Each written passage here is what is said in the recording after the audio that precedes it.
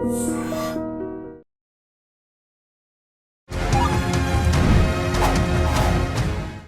To I dream. నేను Udayasri. Present మనతో పాటు స్టూడియోలో అడ్వకేట్ నాగేశ్వరరావు పూజారి గారు ఉన్నారు. మాట్లాడదాం. Hello sir.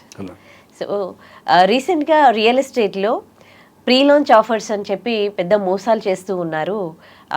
అవి ఇవి ఆఫర్స్ చూయించి రియల్ ఎస్టేట్లో అని వింటూ ఉన్నాము. సో ఏంటి, ఎలాంటి మోసాలు జరుగుతున్నాయి? మీ దగ్గరకు వచ్చిన కేసెస్ ఏంటి?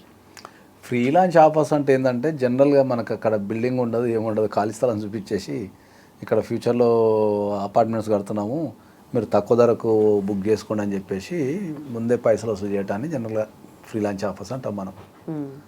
సో నేనైతే స్ట్రాంగ్లీ సజెస్టెడ్ ఈ ఫ్రీ లాంచ్ ఆఫర్లు అనేటివి ఎప్పుడు కూడా మనం వెళ్ళొద్దు అని చెప్తాను నేను. ఎందుకంటే నీకు పర్మిషన్స్ రాకముందే, తర్వాత అనుమతులు రాకముందే, కరెక్ట్ డాక్యుమెంటేషన్ జరగకముందే వీళ్ళు పైసలు తీసేసుకొని ఎంఓయూలు ఇస్తున్నారు.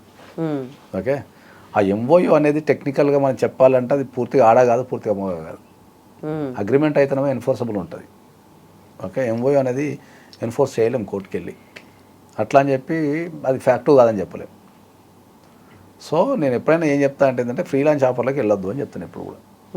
ఎందుకంటే నేను ఎప్పుడో ఇచ్చేదానికి చాలా ప్రాజెక్టులు నాకు తెలిసినంత వరకు ఫ్రీ లాంచ్ ఆఫర్లు ఇచ్చిన ఒక 50 to 60% ఆఫ్ ద ప్రాజెక్ట్స్ ఆగిపోయినాయి.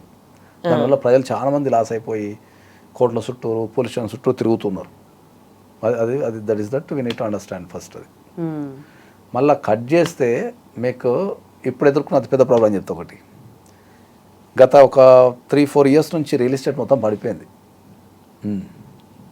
రియల్ ఎస్టేట్ ఎందుకో పడిపోయి ట్రాన్సాక్షన్ జరగక రేట్లు తగ్గిపోయి ఈ రియల్ ఎస్టేట్లో పెట్టుబడులు పెట్టిన ప్రతి ఒక్కరు ఫైనాన్షియల్ ఇబ్బంది ఎదుర్కొంటున్నారు చాలా. ఎందుకంటే అది ఎందుకో సడన్గా మార్కెట్ డౌన్ అయిపోయింది. డౌన్ అయిపోయిన తర్వాత రియల్ ఎస్టేట్ అంత రంగం ఇప్పుడు అంత ఊపులో లేదు.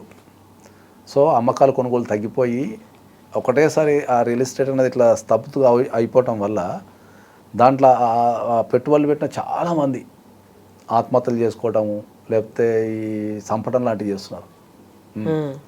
కాబట్టి నేను స్ట్రాంగ్లీ ఏం చెప్తా ఏంటంటే ఈ రియల్ ఎస్టేట్లో ఎవరైతే ఈ రియల్ ఎస్టేట్ కానీ బిజినెస్లు కానీ పెట్టుబడి పెట్టిన వాళ్ళు ఎవరైతే ఉన్నారో ఈ పీరియడ్ అనేది తాత్కాలికమే కాబట్టి మీరు దీనికోసమని మీరు ఆత్మహత్యలు చేసుకొని లేకపోతే చచ్చిపోవడమో చంపడమో లాంటివి చేసుకోకుండా మీరు అంటే ఏదైనా ఆర్థిక ఇబ్బందులు ఎదురైనప్పుడు మీరు రియల్ ఎస్టేట్లో పెట్టుబడులు పెట్టడం ద్వారానో రియల్ ఎస్టేట్లో బిజినెస్ ట్రాన్సాక్షన్ చేయడం ద్వారానో మీరు ఏదైనా ఆర్థిక ఇబ్బందులు ఎదుర్కొన్నప్పుడు మీరు పర్ఫెక్ట్గా మీరు కోర్టుకు వచ్చి కనుక మనకు కోర్టులలో రకరకాల వేరియస్ ప్రొవిజన్స్ చాలా ఉన్నాయి.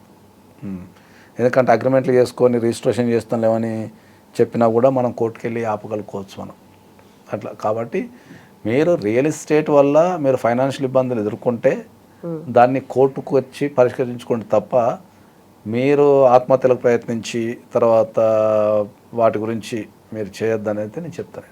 ఎందుకంటే కోర్టులలో చాలా ప్రొవిజన్స్ ఉన్నాయి. మీరు కోర్టుకు రండి, మీ కోర్టు మీకు మంచి మంచి రిలీఫ్స్ ఇస్తుంది. దాని తర్వాత మళ్ళీ రియల్ ఎస్టేట్ పుంజుకున్న తర్వాత మళ్ళీ మీరు స్ట్రాంగ్గా నిలబడి మీ ఆర్థిక పరిస్థితిని చక్కదిద్దుకోండి తప్ప ఈ ఆర్థికపరమైన నేరాలకు పాల్పడటం కానీ లేకపోతే క్రైమ్కు పాల్పడటం కానీ సెల్ఫ్ హార్మ్ చేసుకోవడం కానీ వద్దని చెప్తాను అందరికీ. Right, thank you.